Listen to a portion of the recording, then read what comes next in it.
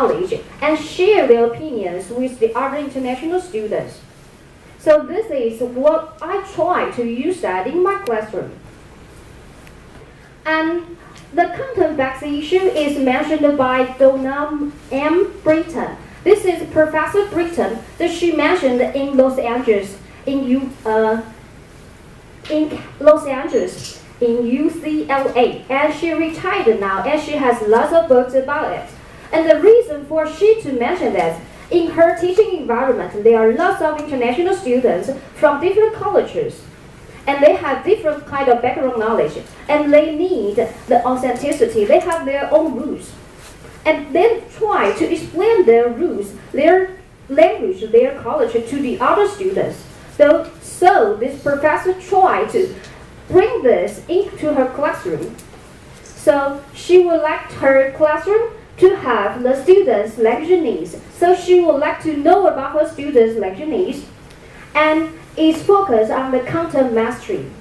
And as you can see, you can check some about her books. And what I've learned in UBC, the first one is that there is a teacher, and she talks about the festivals of Brazil. She would like the teachers, the students from Brazil, to talk about something about her background knowledge.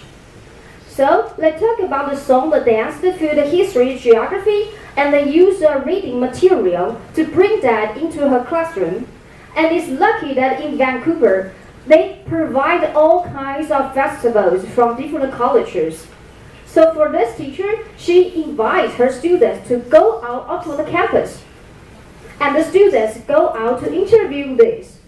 And this is the dance of this is the war dance, a famous war dance in Brazil.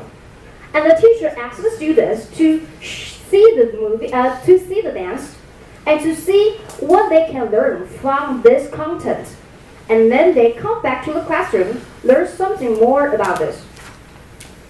And this is the art festival from Africa. So all the students go there, and they can interview for the dancers or the singers from Africa. Of course, they have different tone from different language, but they can still learn English there.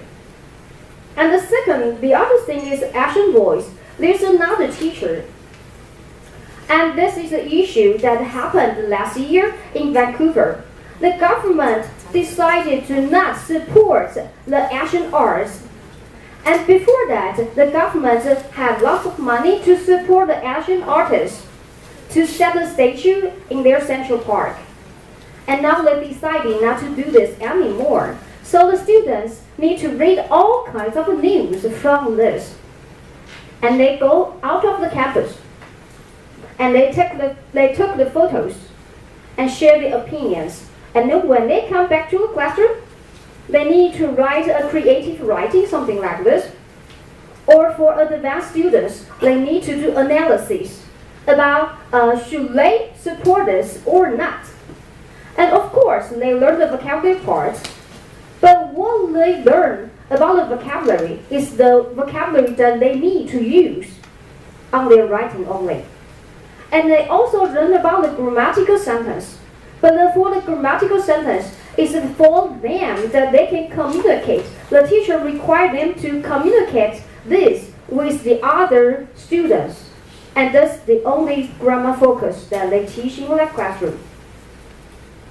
And this is the last scenario is about the First Nations. And there is a very famous museum in UBC. And it's about the Aboriginal people. So the teachers will just take the tour, have the field trip with the students, and the students need to take the photos and check the story behind the statue, or check the story behind the photos. So when they come back to the classroom, they have lots of stories to share, of course in English, but they can absorb the knowledge behind that also. And for my part, I like this, Bruce, and I like this very much, because he majors in multicultural, and he has lots of knowledge about this part.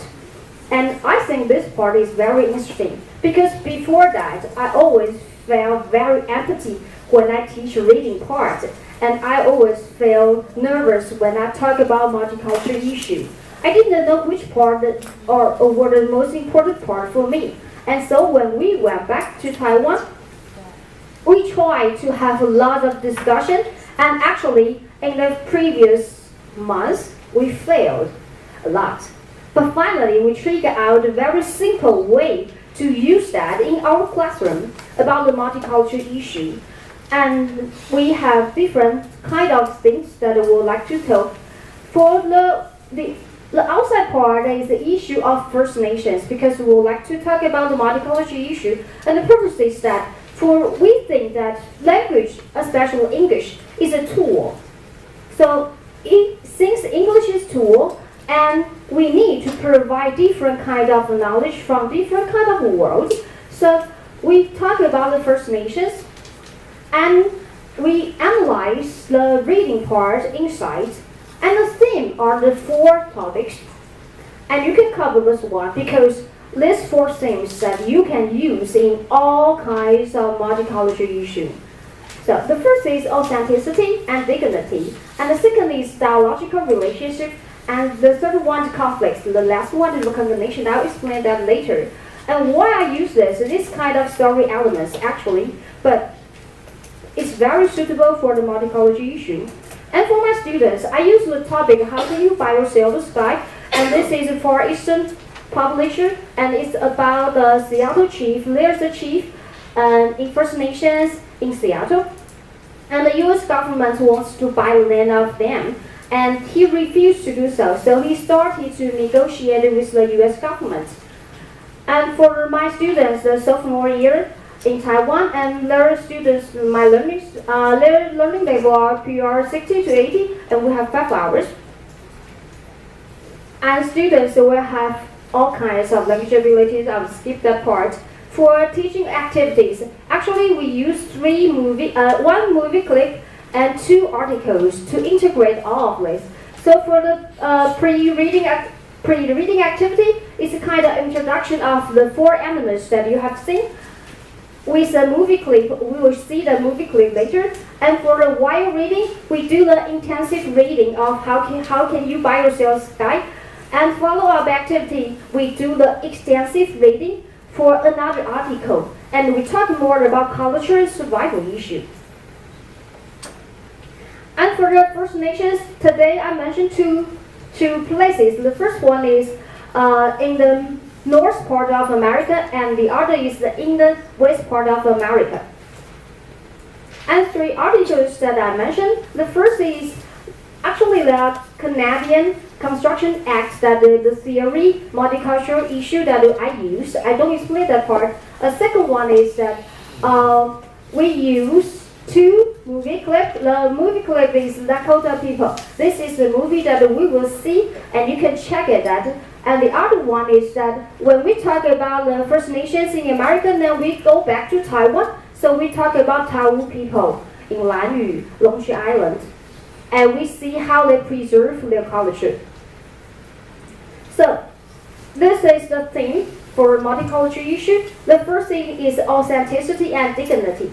For what is authenticity? Actually, that's the root, the tradition of one culture. So for the First Nations, they have different kinds of traditions, and probably they are different. And the dignity, the thing that they are really proud of, probably the ceremony, the folk song, or something else. And dialogical relationship with others. For instance, for the Seattle chief, he tried to negotiate with the verbal words to negotiate with the US government. But in the Lakota people, as you can see, they refuse to talk. They use the violence. And that's the other way of dialogical relationship with the others. And then, here comes the 2. So these 2 groups will have the conflict. And they have new way for their recognition. For the Taiwan people in Taiwan, they have a new recognition or new survival for their culture to keep their group to move on. And we decided a worksheet like this.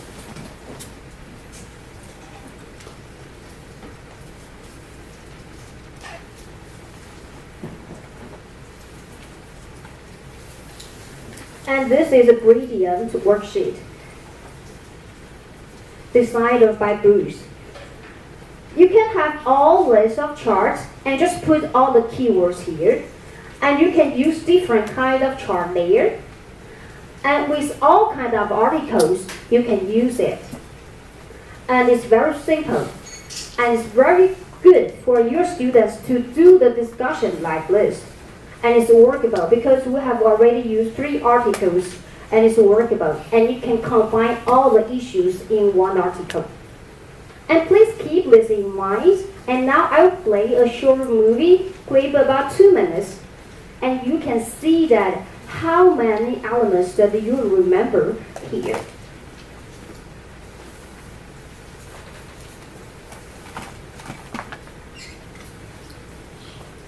This is the movie from Dakota people, north part of America. Keep that in mind, authenticity especially, and the conflicts.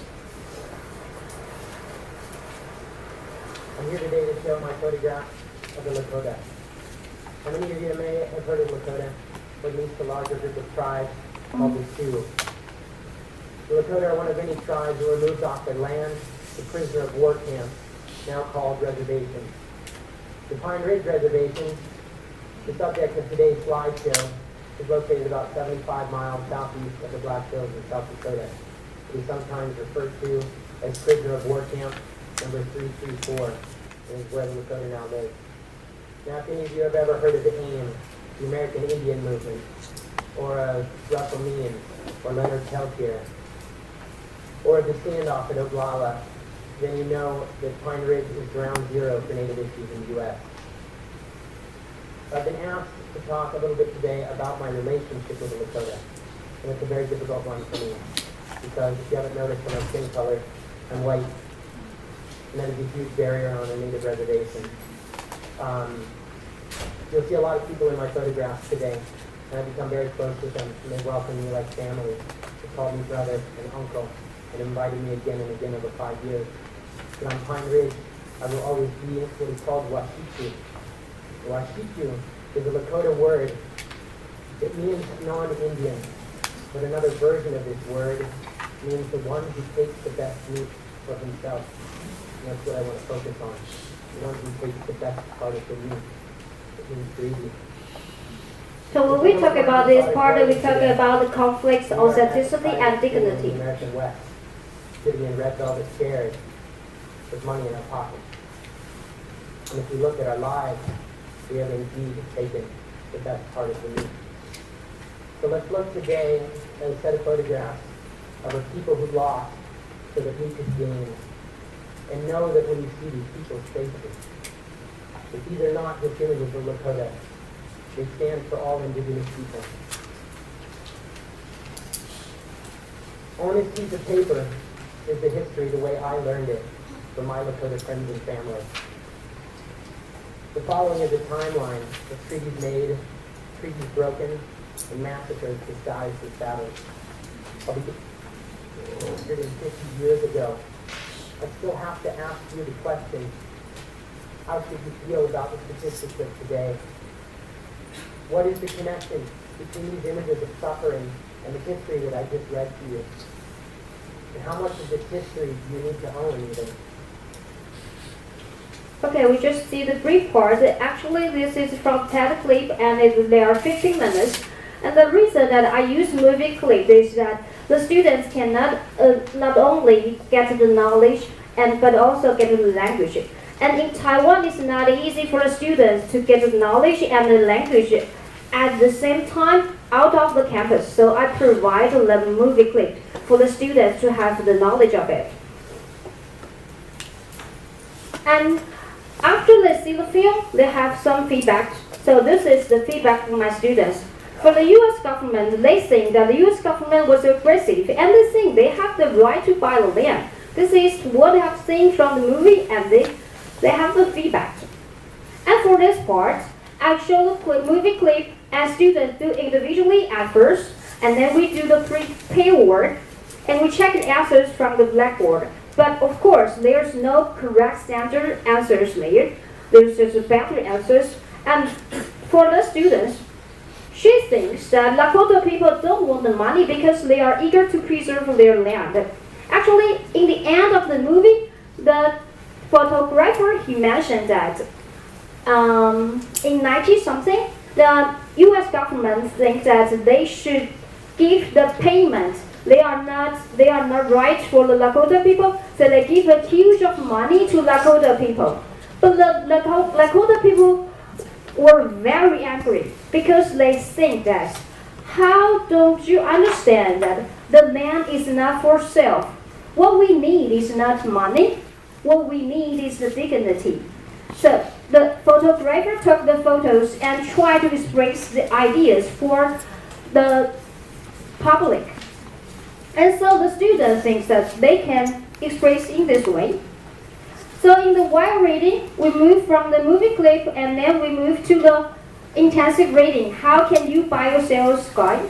And for the Lakota people, they refused to talk to U.S. government. But for the Seattle chief, he tried to negotiate with the U.S. government. Actually, they moved to the north part of Canada.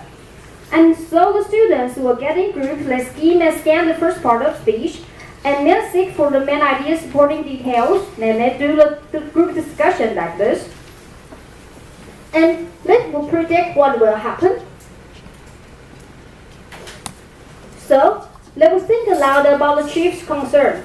And I will ask my students, what is the concern of the chief? What is his speech behind? So they work in pairs again. And for this now, they think that the U.S. government thinks that transportation is more important than in 80-something. And they think that Seattle Chief hope that the U.S. government can remember the land is sacred. So then they do the presentation, something like this, and they talk about Tawu people. And the last part is the content-based issue. Content-based issue. The students will do about the vocabulary part. For my traditional teaching, I will just teach all the vocabulary part. And it's kind of spiral teaching with 25 or 30 words. But now I try to trigger out the keywords in the reading part. So I try to ask my students to divide the words into 3 parts. The first part, left part is acquainted words that you are familiar with, and the right part is subjective. The issues, for instance, there is a word indigenous in the movie clip, and it also shows in the reading and extensive reading. So this is subject-specific words, and what are the essential words for the students, like this. So they copy down all the vocabulary, and they trigger out the most important words like this. And then we do something more creative. Since we cannot go out of the campus, we draw. So this is the sample that provide for my students is a water cycle. And what is the content-based issue about the vocabulary part? This is a theme. So I provide a theme for my students. This is their work. I provide them theme. You have to draw, or use the diagram, or use a chart, whatever you like, and you choose the 5 words that you have learned, and you need to do all the connections with one map. And this is called a vocabulary journal. So with all the words, and Indian people, First Nations, whatever, and this is for male students. The photo is really ugly, but he has the creative sentences. And this is another one for the female student. She combines it, and it's very amazing that she can combine all the sentences like a story, short story, like this. So this is my potential problem. When we talk about it, sometimes students just copy down the sentences from the textbooks. But this time, I refuse my students. They need to rewrite the sentence by themselves. And sometimes they will feel kind of nervous about the extensive reading part. But we try to do that. And the best part is that because I think that most of you probably would like to join this interview for this year. And there are 3 suggestions out of the topic that I would like to share with you. If you were a humble teacher like me in the countryside and you didn't know how to pace your entrance, and you can go like this. And this is my first suggestion. So probably this year is about